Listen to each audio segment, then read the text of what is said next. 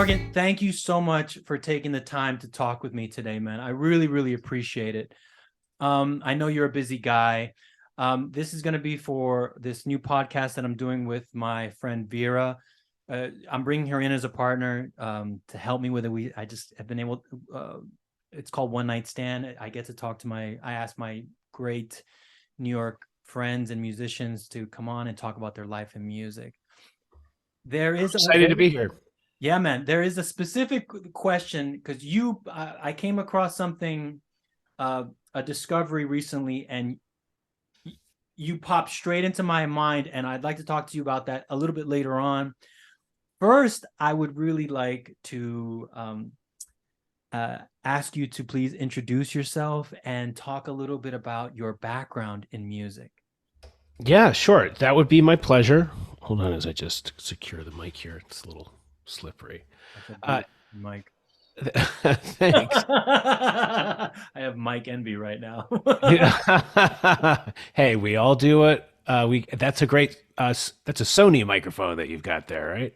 Sure, sure. Sure. Yeah, that's a great mic too. So, yeah. So my name's Morgan Price. Uh, I'm a musician living here in New York City, primarily a saxophonist, but I play other woodwinds as well. I play a lot of flutes and clarinets, and I've been living here since 2008. I moved here in the summer of 2008. I currently reside in Ridgewood, Queens, with my wife Mariella, whom you know.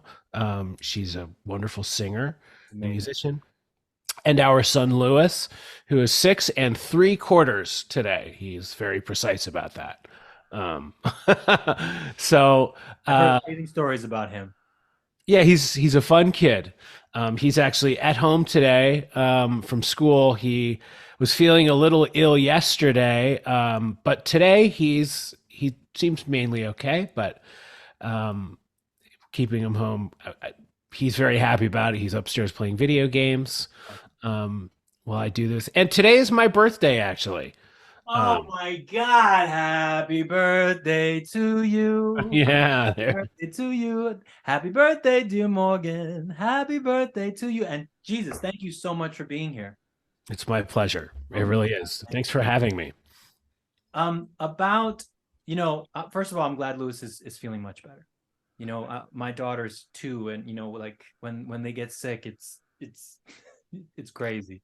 Yeah. Oh, yeah. Yeah.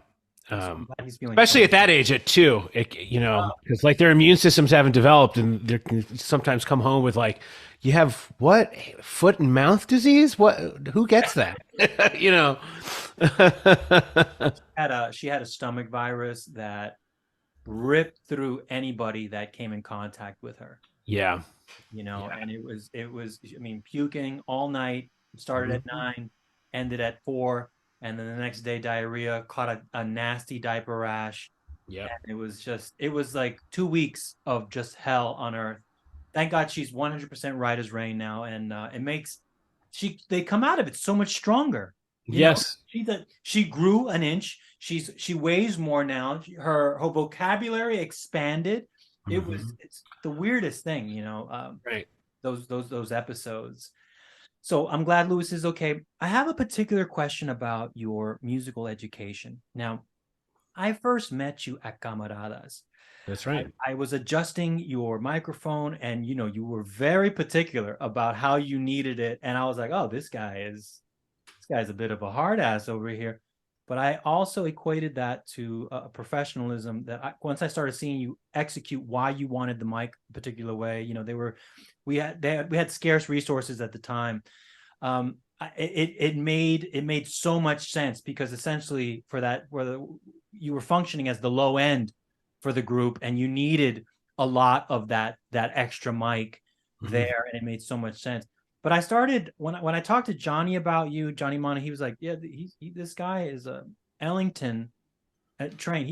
Were you part of a particular training with the Duke Ellington? Uh, Um, Not with the orchestra. I studied, but I would consider my time with the orchestra as sort of a finishing school. Um, I studied at a music conservatory, Indiana University, which is in Bloomington, Indiana. I was there. I started in 2002 and graduated in 2007. And I studied with David Baker was the director of jazz studies there, and he's sort of one of the fathers of jazz education in America, and then by dint of the world, Wow. because that, yeah, really formidable educator and formidable musician. And he, just like any education worth their salt, has a pretty high respect for the music of Duke Ellington. I mean, it's the fabric of American music. So, and I had appreciated that music on my own even before I had reached them. But, that had sort of nurtured some of my interest in the music of Duke, and maintaining respect for it, even as it, in the 21st century could be considered old music by some. I never really adopted that stance because, again, I felt this closeness to the music. And then when I moved to New York in 2008, that summer, I was looking for jobs, and I would search jazz on Craigslist back when you could find jobs on Craigslist. And there was a job listing to be a music librarian for a famous jazz orchestra.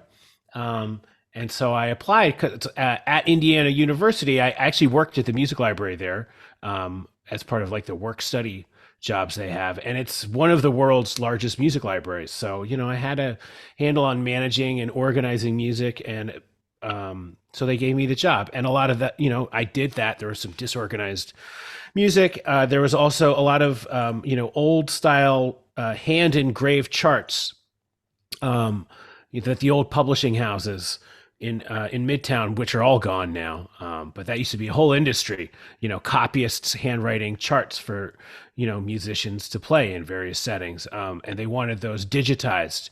And so I had some chops of it, knowing how to put that into a music processing program, like a word processing program called Finale, which actually I didn't use. I learned that program on this job. I used Sibelius through college, but the guys who were in the band who, were still making new arrangements were Finale users. So I had to learn that software, which was good. So my first 2 years in New York, that was a part-time job for me, maybe 20 hours a week. And I also played on the subways. I played in a number of subway bands concurrently with that. And, every little gig that I could get my hands on, playing tiny venues like Camaradas or somewhere like Rose Live Music, if you remember that, or, Bembe or Zebulon, or, yeah, some of these. That was a wonderful time for me, exciting time. And then after a couple of years of being the band's music librarian, they had a tour, and they had a very last minute cancellation from their baritone player for a tour to China. And the manager knew that I played saxophone, and he didn't know if I was any good. And so he said, look, best case scenario, maybe you'll get to sub with the band once in a while. And worst case scenario, you'll just sit on the stage and pretend to play so we can fulfill the contract. So I went on that tour, and they never stopped calling me. And it's been, yeah, that was 2009 or I think the first gig I played with them, or 2010. And I've been playing with them ever since. And it's very much been like a sort of grad school, finishing school, because the members of that orchestra, many of them have been there for 3 decades, some going on 4. Holy cannoli. Yeah, there's nobody that had played with Duke. Duke died in 1974, but there's a lot of members that played with his son Mercer that took over the band, and I think Hassan, he's our bass player. Hassan Abdul Ash-Shakur. He also his other name is J.J. Wiggins, who also plays with a great piano player, Monty Alexander. Has for many decades, the Jamaican jazz piano player. I think he started playing with the band around 1975. And a lot of the other guys joined in the 1980s. Our current director, Charlie Young, who plays alto saxophone, and is also the director of the Smithsonian Jazz Masterworks Orchestra, and is the saxophone professor at Howard University in DC. He's been with the band since the mid 80s, I think. And That's oh, me. It's me. If I have this Canon camera, it only lets every 30 minutes it just shuts off.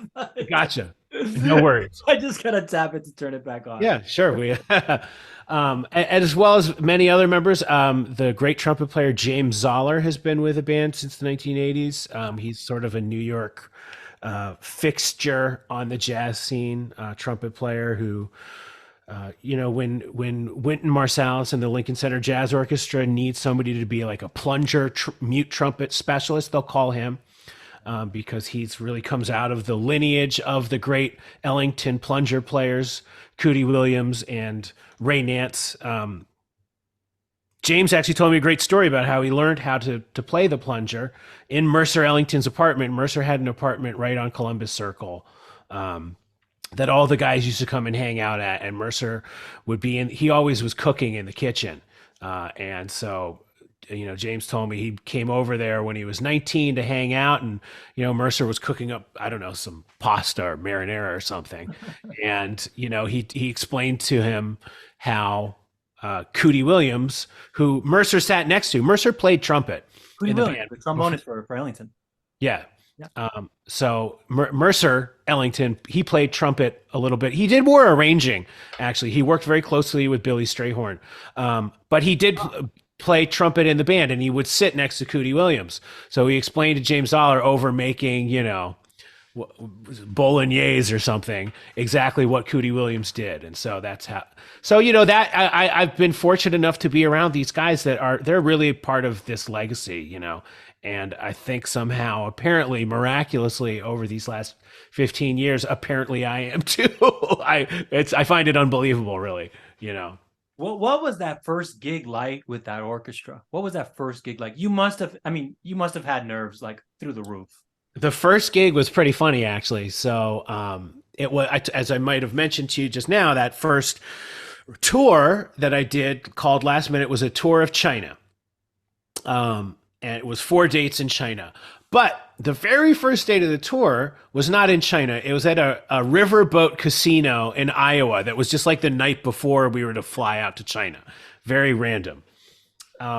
So I was naturally very excited and nervous the night before. I was also, because I worked at the office as a music librarian, the person responsible for bringing the music suitcases. We have multiple suitcases filled with all the sheet music that we have to bring for everybody to play. They put it on their bandstands, which we also bring our own bandstands, which I was managing as well. Whoa. Over time, by the way, this turned into a lot of the times when we do tour, I also function as the tour manager. So I this whole first experience, I got inducted into it a little bit. I was just bringing these suitcases. So anyways, I remember I had it was supposed to be a 7 a.m. flight to Chicago with a connection to Iowa, close to this casino or wherever. And I was up at 2 a.m. making sure everything was packed and ready to go and all that stuff.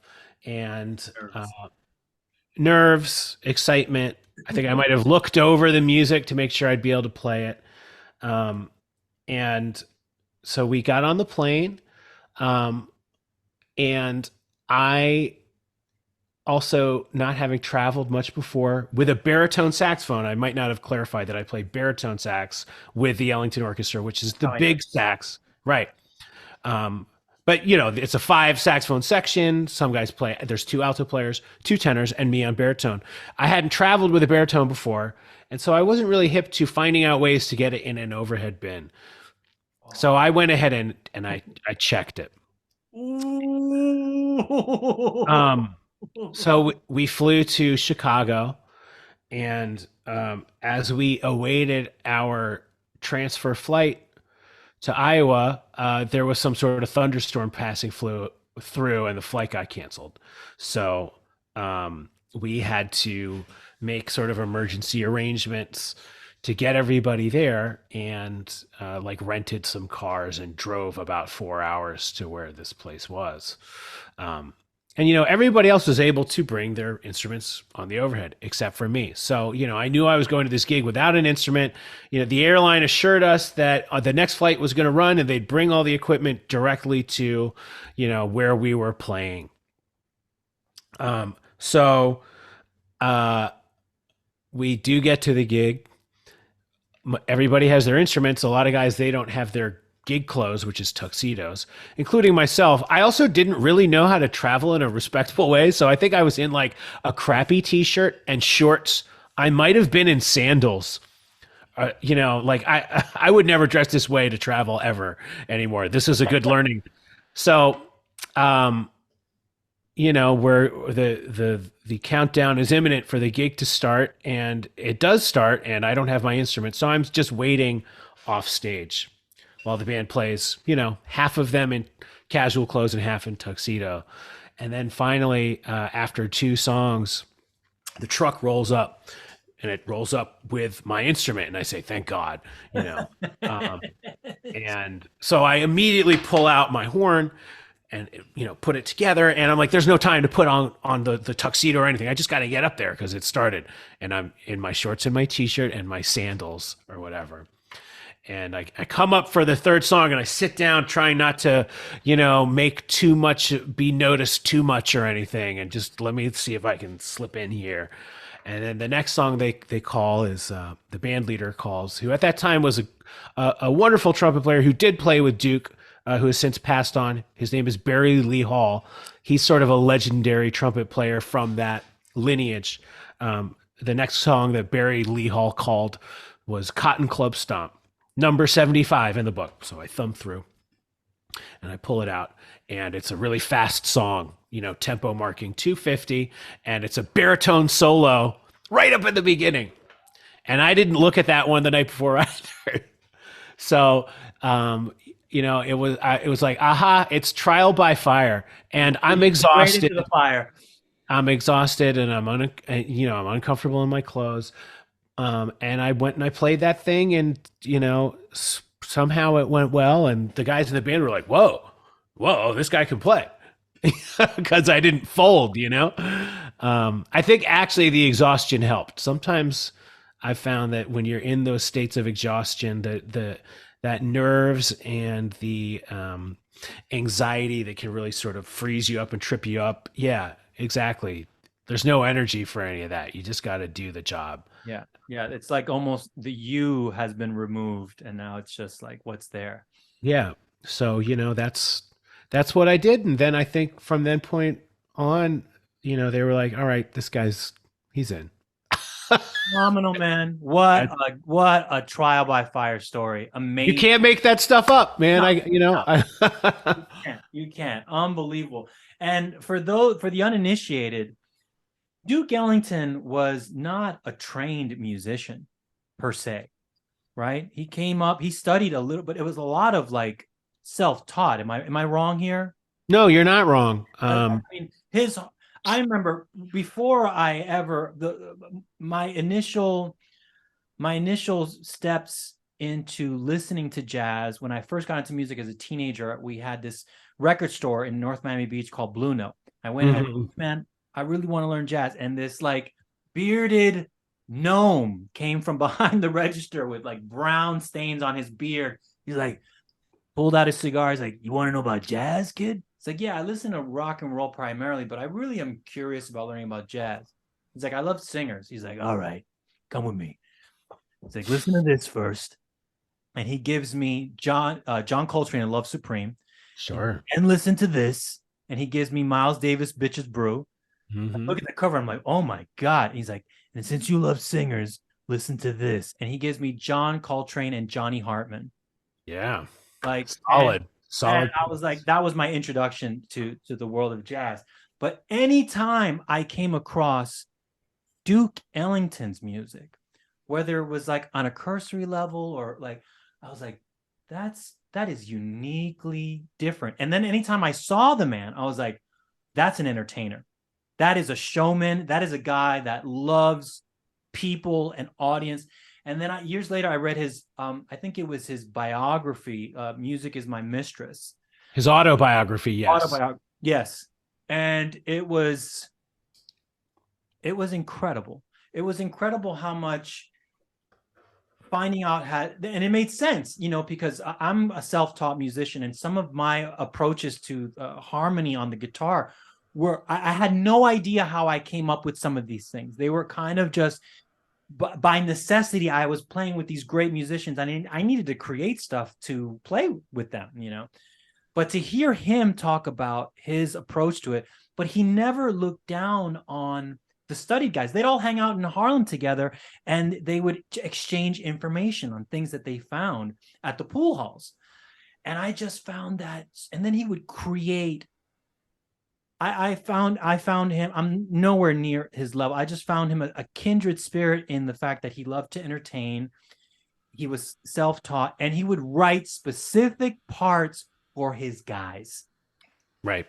Like he would, like, this is what this guy does really good. Let me create a piece that showcases this guy's talent. Anytime he had an idea, he'd call a rehearsal. He's like, and he'd pay the guys, like, look, I need to hear what this sounds like with you guys. Let's try these voicings. You do this, that. It just seemed amazing. And the whole reason I bring that up is because I tagged you in this post of this album of his, Music by Piano. I forget what the name of it. This Duke Ellington piece. And you were like, I was like, Morgan, why do I love this so much? Why does this sound so good? And you were like, dude, that album stands up to Piano in the Background. Oh yeah.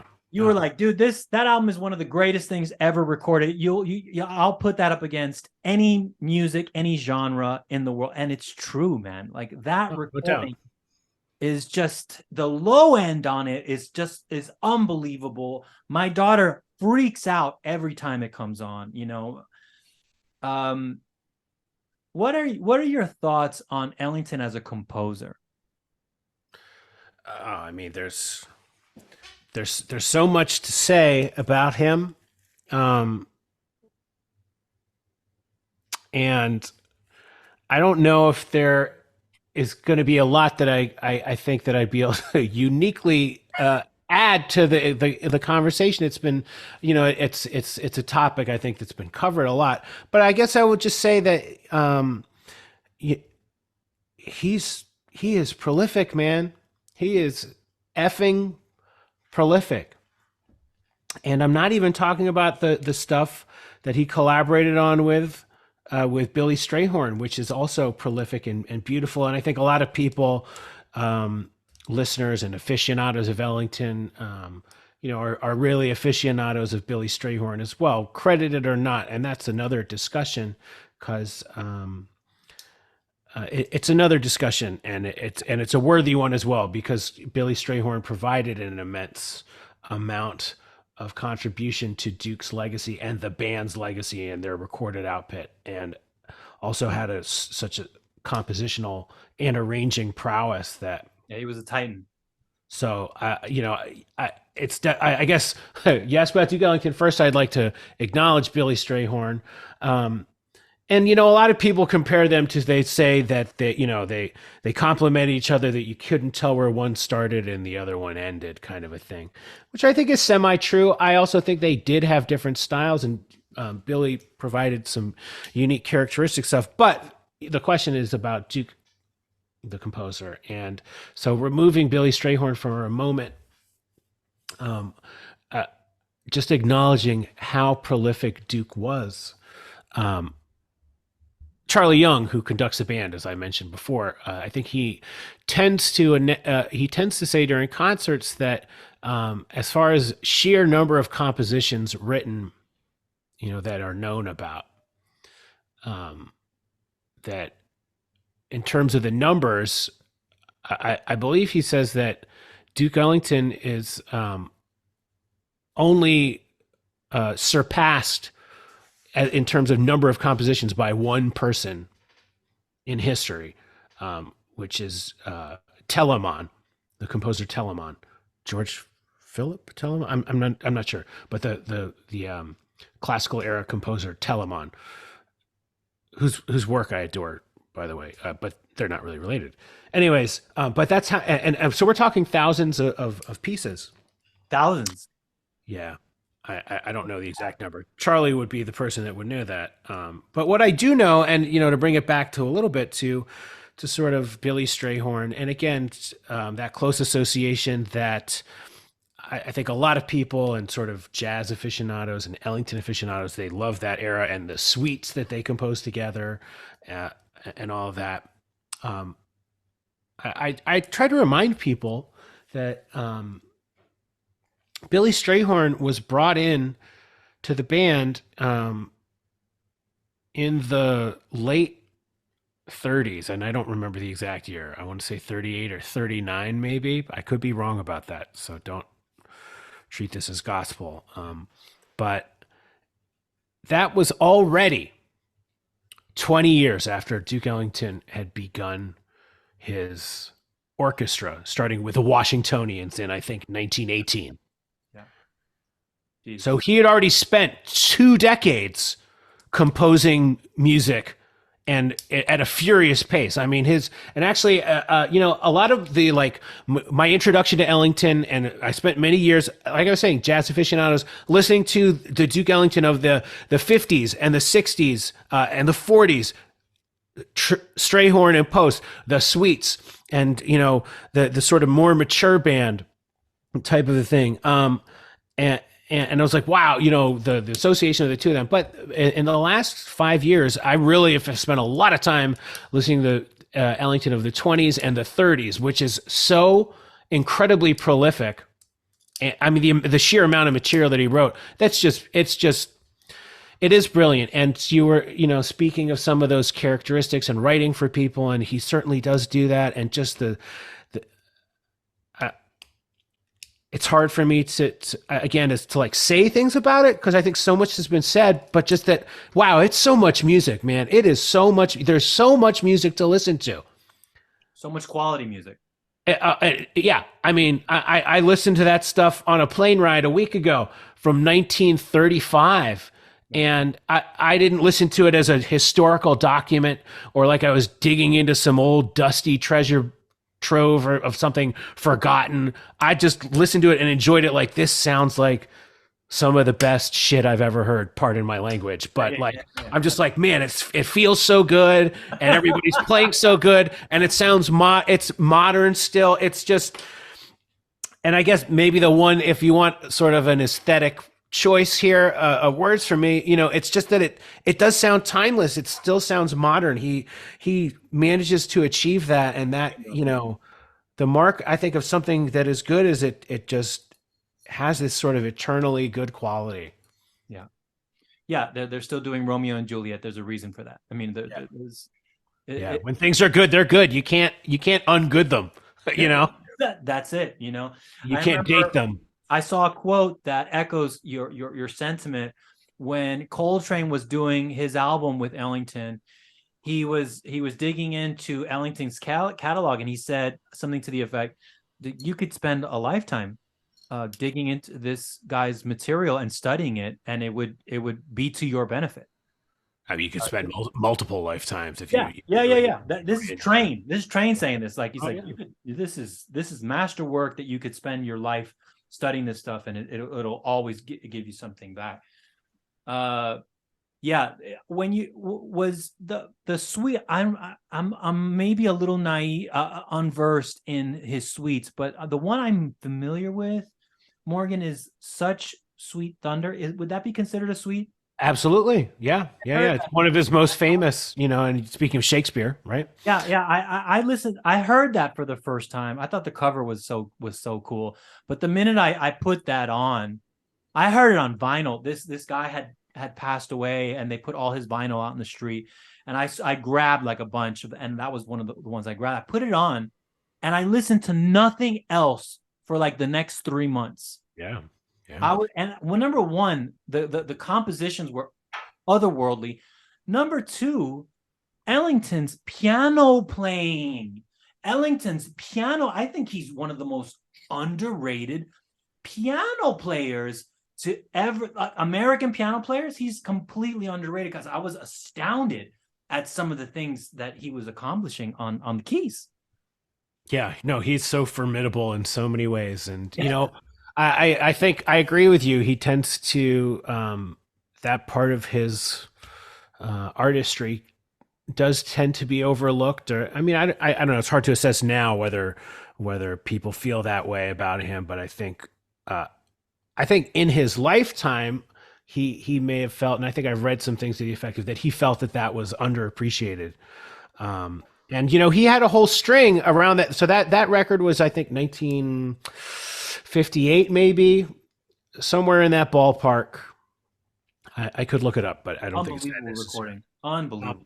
But that's on Columbia Records, which is also the label that Piano in the Background is on. And the quality of those recordings on Columbia that he did, of which there's a bunch. The quality of those recordings are just, to my ears, some of the best sounding recordings ever recorded, which may have to do with my comment that I said to you when we discussed that album. But the engineering that was done by those, and back when audio engineers were guys that wore like white lab coats and stuff like that. Actual scientists. Actually. Yeah. But I imagine that once they had the mic set up and the room set up and, everything gained out properly, that they probably didn't have to do a whole lot because that band was that good, and they were that experienced, and they played with dynamics and articulations that just the performances captured. They were just captured beautifully with great mics, but that's not a whole bunch of like compressors and EQs and reverbs and effects making that record sound as good as it does. It's the band and the ensemble playing that good. And Such Sweet Thunder stands as one of the, it's incredible. And again, Piano in the Background is another one. Anatomy of a Murder is another one from that era that's fantastic. There's one that I don't know if it's ever been released on CD, but I have it on vinyl, called Ellington Indigos. That's just phenomenal. Oh, and the thing that I wanted to mention too is around this time, Ellington, he had a great run of small group records with like maybe 3 or 4 members of the orchestra, on the front line of the horns, and him doing a rhythm section with a lot of improvising, a lot of piano up front. That, I think he was doing because he wanted to showcase more of his playing, because he was like, hey man, I can play and I can swing. It's not all about my grand compositions or whatever. Like, I'm a player too. And those records are just off the chain. There's a whole slew of them. And he did some trio records as well. There's one that I got recently. It's on Columbia. I don't think it was released until after Duke's death or close to his death, but I think it was recorded around the same time, late 50s, early 60s, I believe, called The Unknown Session. That's a small group record, and it's just a startlingly good album. Speak again, back to prolific with Duke. It's startling how you can come across another album or artifact that you didn't know about that you're just like, oh my God, this is yet again the greatest thing I've ever heard. No, it's funny. I've been recording for a good number of years, and I gotta say, echoing the sentiment of what you said about when the engineers properly mic'd the orchestra, and it's not a bunch of compressors doing any special techniques. It's true. The more time I've spent in the studio, the more I realize a great song is usually the result of great arranging. When you have to, I remember I sat in this recording studio, and I was just waiting to talk to the engineer to talk about my session later on, but there was a band recording. And when I heard them, it was a singer with guitar, organist, bass, drums, guitar. And it sounded great, but it also sounded like everybody was in the same tonal center. Like the voicings, all the guitar and piano were like the voicings weren't where they were just all kind of clustered together. So when the band came in, they were like, oh, it's kind of cool, They were just, but I can tell that they weren't moving. And then I just piped up. I was like, it sounds a little dense in the middle. And they were like, "Who are you?" And I was like, well, "I'm I'm leaving. just a guy, man, I'm just right? a guy. I'm leaving. Sorry." But uh, I to your point, um, as great a musician and as prolific as Ellington is, I think one of his instrument was his master instrument was the orchestra, but mhm. also I think his gift from God was his arranging ear. It was just and it's something that he cultivated religiously for decades. Because I listened to those arrangements, and you can identify almost every instrument. You could choose. Okay, I'm just gonna listen to the clarinet on this recording, and the arrangements are such that you can follow that clarinet from A to Z. From the first downbeat to it's. I can go on and on and on. I'm Well, talking about. I think one thing that you're talking about, and of course the arrangements are important, but I think something you're alluding to here, which is the same thing that I'm talking about, is beyond the tune, the composition, and the arrangement.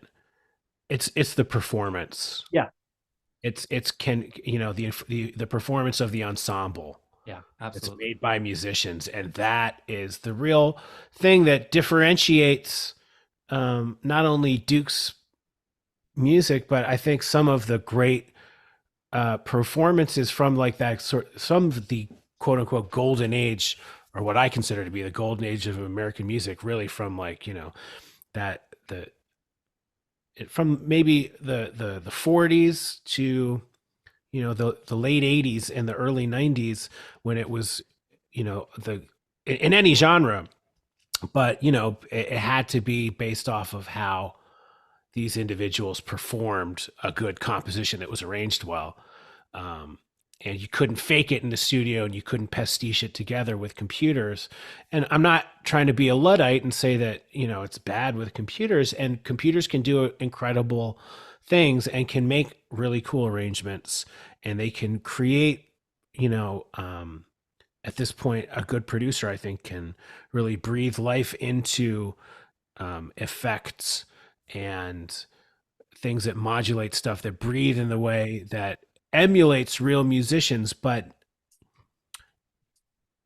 the performances of master musicians, that they're not just masters because they're virtuoso soloists, they're masters because they can play together in an ensemble and create a strong group sound, just like we're talking about those classic recordings, just like the way a symphony plays together, just like the way that Led Zeppelin can play together, playing, having a mastery over playing together that cannot, that it's, that's so human.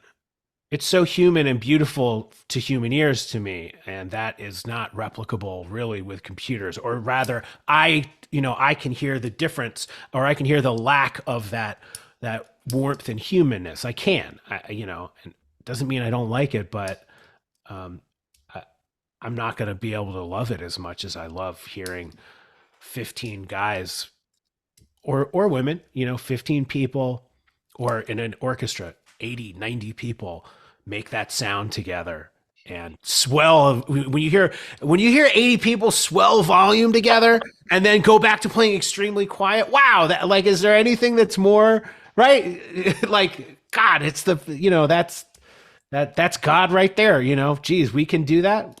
That's a beautiful thing. So Boom. That's there's been already a couple of clippable moments in this conversation, Morgan, but that one right there, that one right there, that's one right there. You mentioned great producers, and I want to talk about our mutual friend Billy Polo. I had the great privilege before I left my previous studio at in Bushwick. I got to meet Billy, and Billy was like, he was playing this reggae record that had this great brass on it. And I was like, man, that is awesome. Who's that? It's like this guy, Morgan Price. This is his, he's been working on this record for a little while. He hasn't put it out yet. He's getting, after our conversation right here of, of this really formidable, as you say, music and this prolific composer, and your experience touching and being involved in this catalog.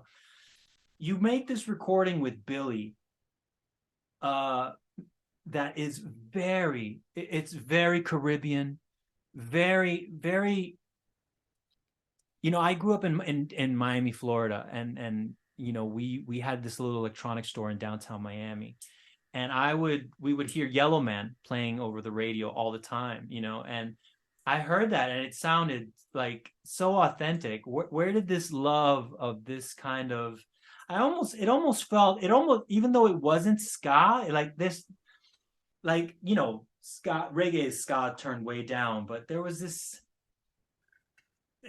old world feel to it with these very kind of subtly sophisticated horn arrangements in it. How did that come about, that recording?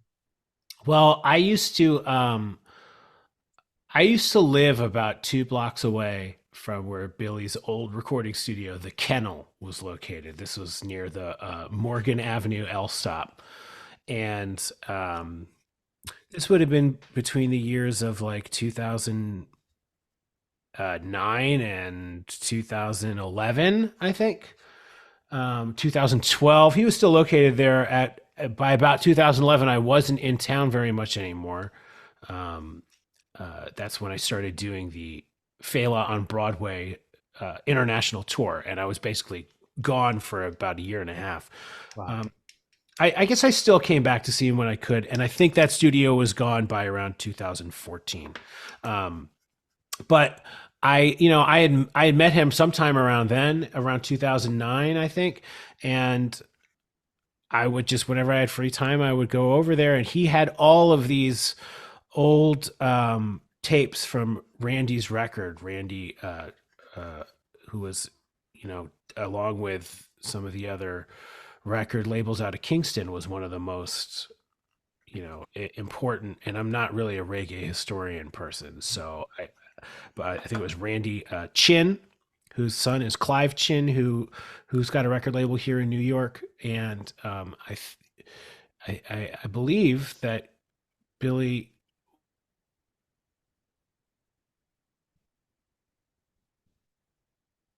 boxes, like, I don't know, some 500 reel to reels of just all kinds of stuff that had never seen the light of day.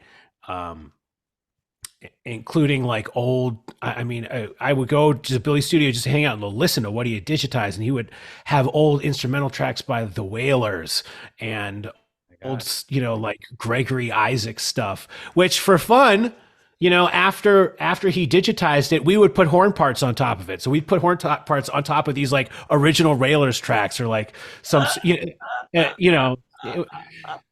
and we would just do that for fun. I'd go and hang with Billy, and I was like, all right, I got an afternoon free. We'll smoke some ganja and do this. This will be cool. It'll be fun. And then, while he was, and he also had other rhythm section musicians, including my very close friend Raja Cassis on guitar, Josh Werner on bass. Amazing. Um, Amazing. and let's see, I think Billy played drums on a lot of these, and so they would touch up these recordings too. And Billy was like, "Well, hey, I've got some sort of original rhythm thing. Let's do that." And he'd play drums, and so he was also amassing kind of a library of his own rhythms.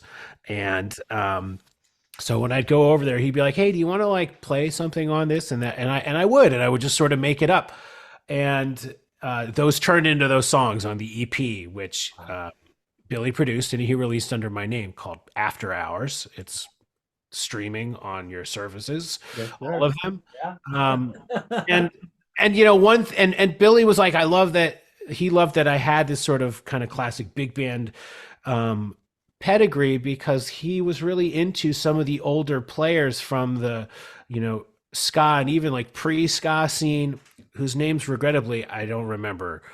He'd probably be like, "How could you forget these guys' names?" Because he played them for me. Again, they were on these tapes, and these were guys that were like, they probably played in swing big bands down in Kingston, I bet at resorts or something like that. And I'm sure they knew Duke Ellington songs, Count Basie songs, and stuff like that, classic jazz era stuff. But they were also cutting, early ska tunes. So like there is this kind of interesting cross section of, it's sort of like old school jazz, and it's ska rock steady, and it has some of the chordal elements or maybe some of the chromaticism a little bit, but it's, still got a dancing, reggae sounding beat. And so that's why Billy was like, hey, you should do what you do on it because it'll sound good. And I've always enjoyed reggae, but I'm not like somebody who's like super hardcore about it or like, about the history of reggae or about developing. Like, that's not really my lane. I'm just a guy who plays instruments but he's like, you should do what you do on top of these. It'll sound good. And lo and behold, we were like, hey, this does sound pretty good. So that was the record. Yeah, it's a beautiful record. I love the arrangements. You mentioned chordal thing, and this brings me to why I asked you to come on to the podcast. I'd like to play you a little passage that you're gonna recognize right away. But I'll tell you why after I kind of play it for you. So I haven't played it in a while, but let's see.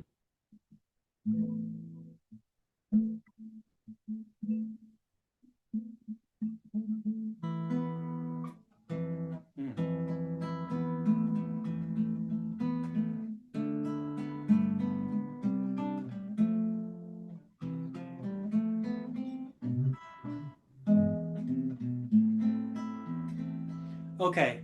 Yeah. I butchered it, right? But No, it sounded great.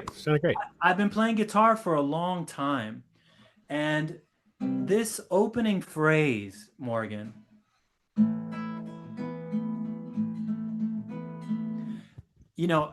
and flat picking style, like there's a movement there, I understand, and like montunos, like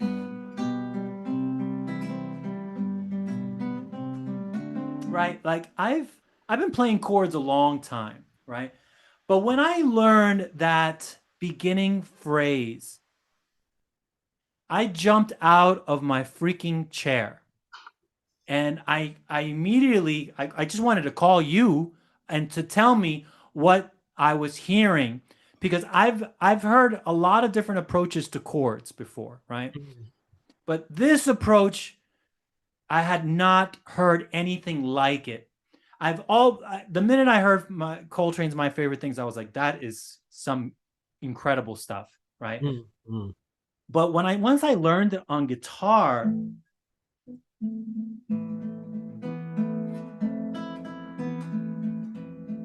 I had later on, I have something to add about where I kind of like, oh, that's where it comes from. But before I jump into that, when I first learned that, Morgan, you jumped into my head. I was like, I got to talk to Morgan about what the hell this is I'm listening to. Can you speak on that chord? What am I listening to here that sounds so incredible?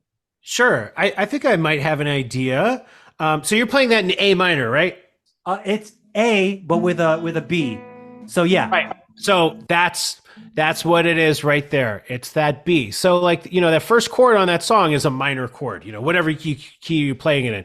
You're playing it there with the first chord's in A minor. But the melody, we don't hear the minor third at all. We go from da ba right? Then it's that 9 which rubs against the 3 da da, but we don't actually hear that, right? We don't get the sound of a triad da da da da da, which lets us know we're in a key, right? Or I could change that to major. Ba Now I know where I am. My feet are on the ground. I'm not confused, but we don't get that information in the melody. We get it. We get so close to it. Like, okay, I think I know where I am, but then I get ha, and then it goes back down the root, ba, then down to the fifth, ba, and then the chord changes yet again to D minor, right? Which you voice very beautifully with that F on the bottom. I think that's really cool. But again, we don't get that information. We get the same exact melodic cell, ba dee ba ba, and that 9th, right, the B, that becomes the 6th of the chord, do be be ba ba right? And so it's this beautiful like that cell, and so that thing also in a way, right? That booyah ba right? That's the root and the 9th and the 5th on the top. That's sort of how it's oriented. It's like a reverse sus chord. Does that make sense? Yes, it So, does. right, right,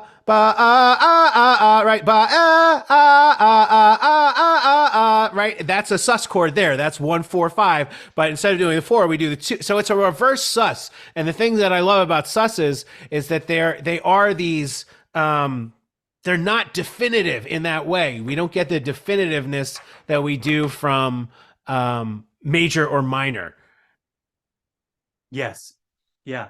There is I there is this, I one of the first chords I ever learned was a major 7 chord. Right. And like and I was like, oh my God, that's one of the most beautiful things I've ever heard in my life. And that Sure. Right. like that, I was like, but it's surrounded by these consonants, and then by accident I kind of just shifted the whole thing a Right. half step up by accident, and I was like, how does that still sound good, Right. like, Right. and then I just did that for a year. I just played those Yeah. chords. Yeah. My little dabblings with guitar, I always find that, oh, I shift. It sounds great. I'm going to do that forever. I'm never going to stop doing it. I'm you not know going to learn songs. I'm just going to do that. It sounds um, so good. I later find out, it's a common tone modulation, Right. and there is that chord. I started, when I started teaching 10 years ago, I started going, since I was self-taught, I really didn't have a strong theory base, but once I started to teach it, I was like, I have to know this stuff to be able to explain it in a way to kids that's simple and fun, and the Brazilians had this term for their music, which was called saudade, which is, there's not a real close translation, but the closest is longing.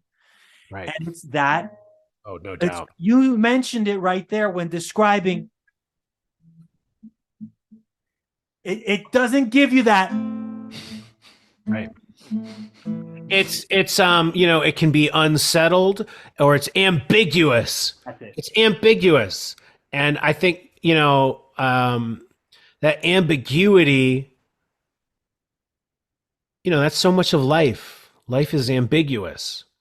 I think a lot of art, we can sort of like films or scripts or music, we can like, let's fit everything to a nice box. And we'll make it major or minor, and it's going to have a fitting, and we're going to know where we are, and it's going to be easy, and we get the resolutions, and that way we get to be happy and confident. But life is ambiguous, is it not? So when we hear a sus sound, ba, ba, we don't get all the answers, right? So I like the idea of that saudade, with that longing to, there's a longing there to fit it in. And that other thing you're talking about, right? Your common tone modulation, ba da ba. I can't sing it that high. Ba ba ba ba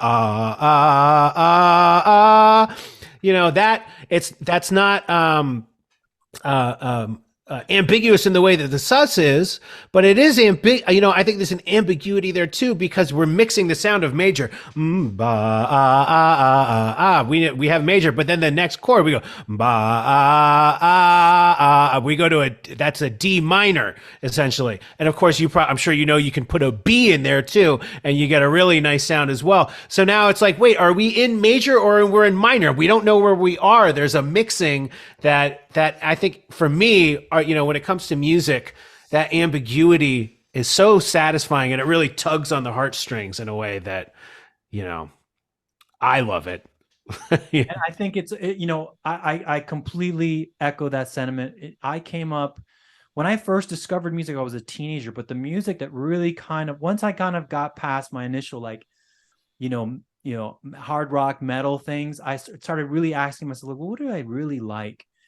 And at the time, it was a lot of this burgeoning, like, alternative music that was like coming out of like the late 80s, early 90s. Bands like Jane's Addiction, Faith No More, Alice in Change, and even those bands, there was some, and Nirvana. And you look at some of those compositions, like they were there was a lot of ambiguity in that music. They were, and almost any Nirvana song, there is two, three, or four modulations happening in one piece. Whether he was cognizant or not, he's like, I just think it sounds cool, and he would move. And then there was other player like I got into them, they were childhood heroes, even though I didn't know they were childhood heroes. I didn't know why they were my hero, but like the Police and their approach to harmony, they were very sophisticated. Yeah, they were sophisticated musicians in disguise, like, but there was this ambiguity to their chordal progressions that I just found so exciting. It just wasn't obvious things. Right. And I find that too. I find that in Ellington's music too, man. Oh, no doubt. I find that when he goes blues, right? He'll let you know, like, I know what I'm doing here, man. Like, I know where all this stuff comes from, I think, and I was telling you how prolific, I'm sorry to interrupt, but no, please. How prolific he was as a composer. Something like half of his compositions are blues, so that's a big part. But, the blues is ambiguity too. It's major chords, but we're flatting the thirds and the fifths, and we're flatting things, and we're going in between the notes. Like, that's the blues right there. That's why he loved that. We're even just approximating where it comes from, and like it's an approximation of a music that came from Africa, and like it's it's like I'm really glad you gave such a very when you've been doing music as long as we have, a lot of that experience is transmuted into instinct and intuition. And for some reason, you were the first person that popped in my head when it came to this. This is a popular tune that was written for, The Sound of Music, but then has been trained, almost made it his own. And I always recognize that that's a very interesting tune. And the time signature, I've always loved but once I learned the riff, I was just going through, I'm going through a couple of different books right now where I'm like, I just need to get through these books. I have always wanted to get through these books. And this piece came in, and then I looked at the composers, and the names are escaping me right now. But I was like, these guys are amazing, and they are Rodgers and Hammerstein. Yes, sir. Yeah. And I started looking them up, and I was like, oh, these guys are classically trained. And then the thing that I alluded to earlier at the beginning of this topic was, I'm also in, like, I would say my year one of classical guitar. And I've been wanting to call you for weeks, Morgan, on this. I swear to God, I've been wanting to. But as my studies progressed, I started seeing the answer to my question, but I still needed to ask you about it. Right. I started seeing it in, this is where it comes from. Mm-hmm. Because I'm learning. I'm very much in first position, and the way they approach like one chord, they can say so much with their approach, how they break down one chord. And I had not seen that. I had not seen that in all my years of playing, flat pick style, montunos, like the 1-3-5 moving bass line. I understood those moments, the clave, swinging backbeats 2 and 4 on funk music. I kind of understood where that music was coming from. But once I learned this little bit, I'm serious, Morgan. I jumped out of my chair. No, look, man, I think that is what you're talking about, voicing a chord. And a simple chord. We're not talking about adding extensions or making it more dense. We could be talking about an A minor triad, and where you put the 1 and where you put the 3rd and the 5th, right? If they're close together, or if they're in an inversion, or what if you put the 3rd way up high, or what if you put that just on 3 notes? The emotional intensity and the emotional way it's received is very different. And paying attention to that is something that, I think that is the legacy of a lot of classical orchestrators, and somebody like Duke Ellington, as well as Billy Strayhorn, they understood the power of that. And, you know, I'd say Exhibit 1 would be one of Duke's earliest and most famous compositions ever, Mood Indigo, the melody line, which is just a 3-part harmony on some triads. But the way they are voiced, it's magical. And it's about the spacing there and where they move. And it's, you know, this simple chord progression. You know, the chord progression on Mood Indigo is 1, dominant 2, and then it's a 5 chord, and then a 1. And then the second time we do 1, dominant 2, flat 6 to the 5, and then the bridge goes to the 4. But the voicing, if you really look at the voicing, I mean, go sit down and write out the voicing and play it, and you're like, how is this that? And the thing that a lot of like jazz musicians, people that go to jazz school and all that type of stuff, who can tell you all the substitutions and all this crazy stuff or whatever, they don't put any consideration into this at all. It's not considered valuable because it's like, well, that's all just C major, you know, like to them it doesn't.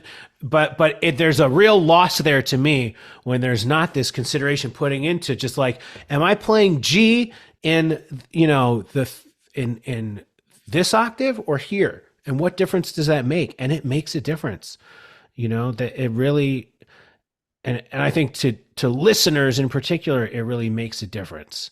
And, you know, I think our job as musicians, improvising or composing, you know, we're trying to move people. And I think that sort of consideration is something that moves people a lot more than, you know, some really fancy, I don't know what's, but that type, and, you know, that thing and volume, those are the volume differences. So those are things that move audiences right away, and they won't even know why. They won't even be able to tell you. They'll just say it was magical. You know, speaking of Nirvana, those guys were masters of that volume stuff. And that's why their songs kick ass. There's no question about it. That you get the soft verses where you're all into it, and then it rips open. I mean, that's exciting. Yeah, they were the dynamic savages. And Billy Corgan said it best. He's like, people like to think that, you know, Kurt was like some just drug-addled, like tortured. He was an assassin songwriter. Yeah. He was an assassin songwriter. Going, when you talk about considerations of voicing. By the way, I should wrap in about 5, not to cut this short. But no problem. Perfect.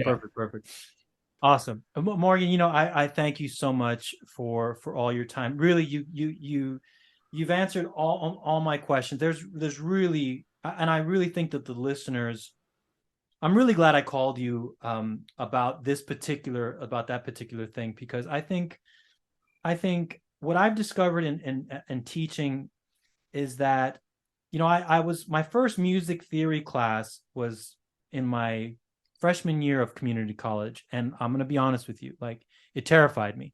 I had been performing in school, in high school, in local bands, and I thought music was magic, right? But the first time I went into an actual music theory class, I think I had been misplaced. I think I had been placed more advanced than I should have. And when I saw the teacher, like, with the circle of fifths, and I was like, I had no idea what she was talking about. It sounded like a foreign language. And I was terrified. I never showed up to the class again. I was like, this is going to take music away from me. I'm going to stick to what I'm doing, right? And I spent years away from it. I just kept swinging in the dark, so to speak, right? And I always made sure, as a composer, to make sure I was surrounded by the guys that were trained, that had a relationship with music education. And as the years rolled on, as I studied more and more about music theory, I was like, oh no, this is nothing to be scared of. This is showing me the things that I love and why I love them. You know, so to hear you talk about the voicing, the harmonic structure of the ambiguity of chords, the consideration for voicings and the impact it has on the listener, I think this is valuable information to future generations of composers and artists and even listeners, to understand what it is that they're listening to, you know? So thank you for sharing your insight, your experience, your your pedigree, your education, and your years of experience. Thank you so much for sharing that It's with us today. it's my pleasure. Thank you so much for giving me the opportunity. I'm glad I was able to shed some light on some stuff. Absolutely, big spotlight. My final question, well, which was so apropos that you went and talked to Louis right there. I recently became a father myself. That's What, right. how I know how fatherhood has changed me in so many ways. The room for BS and it's just your BS meter has like just disappeared. You have no time for it. How has fatherhood impacted you? You're like 6 years now with your boy. Like how have you noticed it? How it evolved with you and your life as a creative person? How has that impacted fatherhood? Big question.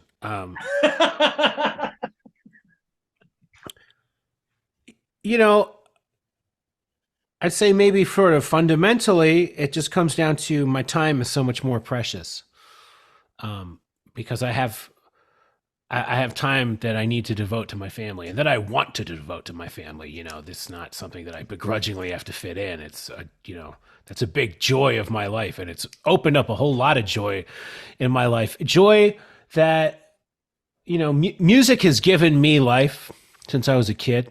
It's why I'm a musician. Um, and I've been blessed in that throughout my 20s and my early 30s I was able to do a lot of touring, and music has brought me a career and exciting travel opportunities and just a lot of satisfaction, and joy. um, but since having a family, I can see that family joy, it's a bigger joy than music. It's a joy that music can't give me. um, I know exactly what you're talking about. So it's in the sense that I see now that music is not, it's not everything. It's not everything. Yeah. And it still gives me life. I mean, the reason why my life is the way it is today is because of music, Yeah. and it will continue to be. I'm not going to disentangle myself from that or unravel it from it. But I do see that my family and having that and nurturing that and what it gives me is, music has given me that for so many years, and it still will. But family is another thing, and they're not the same. They aren't the same. um it's more real. It's real people. It's I, real things. I never thought I'd love anything more than music. Then I met my fiance, and everything changed. I was like, well, it was music was still in a different place, almost above her. She understood that. She knew I needed to continue following. But the minute we had our daughter, it was like, oh, this is a whole other level of joy. And I stayed away from family I was like the last of my buddies to get a relationship, to have children. I thought the boat would pass me by. Right. And I'm watch. glad for you that it didn't, man, that you're getting to experience that. I encourage everybody to enter parenthood and partnership. It brings so much more meaning to life in ways that sort of that libertine musical lifestyle can't. And it's anyways, go ahead. No, 100%. I couldn't agree more. I stayed away from it because I only personal experience seeing, I was very trigger shy about having children, and I hadn't find the I was very my standard for a partner was very high, and I had a lot of a succession of like weird nebulous relationships. And then my fiance parted the seas, and it was a whole other ballpark. And I will disagree with you on one thing. I don't encourage everybody to start a family. There are certain, now I'm starting to, as I'm in it, I'm like, oh, this is, I'm with you on that. yeah. I'm like you. I have never experienced this level of joy from my family unit. And you're right. It's its own living thing. Music is one thing, but it's the family. It's a whole other entity unto itself. And the joy that it has brought, it ain't easy. It takes you to the edges and sometimes drags you into parts of yourself that you didn't want to go, and then it It spits you demands a lot. It demands a lot out of a person. 100%. And I don't think everyone is equipped for it. And I understand why people avoid it totally, and sometimes run away from it. I completely understand. And I asked that question of you because I see what a proud father you are. I see how you maintain your musicianship at such a high level with all, like, I didn't know you played so many instruments, like, so I was just always curious about like that balancing act because and especially as a father, Look, it's it's not easy, and there's some days I grapple with like, are my best days behind me, because I can't just lackadaisically devote a whole day to sort of aimlessly musicking. I have to be pretty pointed about it. But in the end, really, honestly, when I look past sort of that, if I'm able to, not whine about yesteryear, I'm able to see how it's actually much better for me, because it does demand, speaking of demanding more, it demands more focus of me, and more goal setting, and being serious about what I want. And the other thing that too, since you're asking me about how parenthood has changed maybe music or my musicianship, it's definitely given to me a lot more value to music that anybody can listen to, and music that is for everybody. And speaking of Duke Ellington, that's somebody that, like, my 6-year-old son can enjoy that music. You're Wow. saying your daughter could listen to it, and She freaks out. It was one of the first music. I was always experimenting with different types of music with her, but the minute she heard piano in the background, she started like bouncing up. I'm talking like at 7, 8 months, yeah. she responded to it right away. But there's so much music in today's landscape, culture landscape, and our identity politics, and cultural fragmentation that comes with the internet age, and compartmentalization, that like there's a lot of people, a lot of groups that just make, it's like music that's just for I don't know, people that are between the age of 34 and 37, that are from, right, that are from Staten Island. It's only for them, or whatever, and there's a lot of this mentality about that, and I think a lot of, there's, you're talking about your bullshit meter, of which mine is super high too, and I don't have a tolerance for it when it comes to like the culture of the music industry, about that, like music's for this person, or this is who gets to do it. But I'm just like, man, forget all that. I don't have time for that. I want music that a whole family, from the 100-year-old great grandmother to the 8-month-old baby, could enjoy. That music, that is what I call great music. And that is, I want to be connecting with that, because I want to connect with all these people. Why would I just want to connect with, I'm not trying to connect with somebody who's cool, who comes from some little segment or group. No, I'm not into that. And, I try and stay away from those sort of situations when I can. Just because I don't have time for that. I believe everybody can be moved and changed by music, and they deserve to get that, to enrich their lives. And, to embrace the ambiguity of life in a way that fills you with, beauty, that can be grasped by anyone. And that's what I want to be a part of, not any, not that other stuff. So that, and parenthood has changed that. I wouldn't have seen that beforehand in the same way, I don't think. Amazing. Morgan, thank you so much for your time, brother. I really, really, really appreciate this, man. I'm gonna break this stuff up into, I'm gonna put the whole thing up, the whole long form, but I'm gonna break it up into clips. If you want any of the clips for your own social media, feel free to just let me know. Hey, Rich, send me this clip. I'll send you the actual thing, because I was putting up my school. I had to learn all this video editing stuff, which I've gotten pretty good at, so I'm great at with making the vertical shorts. So if you need any, once I start posting them, I'll tag you in it. But if you want it for your own social media, just grab it. or I'll send you the file or via Dropbox, and you're more than welcome to use it. Yeah, sure. Once it's published and you have it, I'll check them out, and I'm sure I would want to make some use of that. Awesome. So that would be great. Awesome. Awesome. Rich, Awesome. dude, thank you so much, man. This has been a great convo. Awesome, brother. God bless you, man. Thank you so much, bro. Same to you. Later.